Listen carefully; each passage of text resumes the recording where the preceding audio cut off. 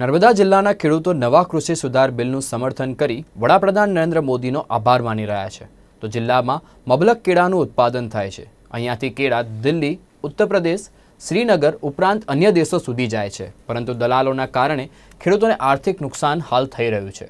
ત્યારે સરકારના કૃષિ સુધાર બિલથી વચેટિયા નીકળી જવાથી ખેડૂતોને આવનાર સમયમાં ઘણો ફાયદો થશે, જેના કારણે ખેડૂતોના નવા કૃષિ સુધાર બિલને લઈને ખુશીનો માહોલ જોવા મળી રહ્યો છે।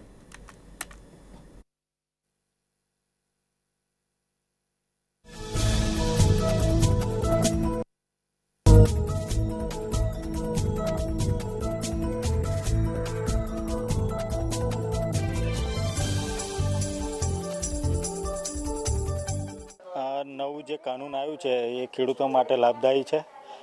જે નવા કાનૂન પ્રમાણે જો ખેડૂતોને લાગુ પડ્યો તો સારો એવો લાભ થશે। મારા ગામમાં મોટે ભાગે બધાનો કેળાનો જ પાક છે।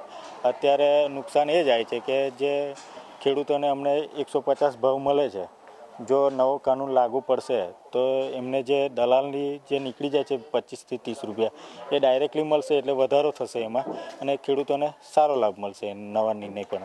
હમણાં અમારે લગભગ અમારા આખા વિસ્તારની અંદર કેળની ખેતી થાય છે। કેળની ખેતીની અંદર સ્વાભાવિક રીતે અમારે કેળા વેચવા હોય તો અમારે દલાલ પાસે જવું પડે। જેમ કે અમારે નજીક સેન્ટરમાં રાજપીપળા છે, તે રાજપીપળા દલાલો હોય કેળા લેતા હોય એ લોકો લઈ અને બીજા વેપારીને વેચતા હોય છે। એ કાયદાથી અમને આ નવો કાયદો આવવાથી ફાયદો એ થશે કે વેપારી જ અમારી પાસે આવશે। હવે અત્યારે 150 રૂપિયા ભાવ છે, હમણાં દલાલ વચ્ચેથી નીકળી જાય તો અમને 170 થી 180 રૂપિયા જેવો ભાવ મળી શકે।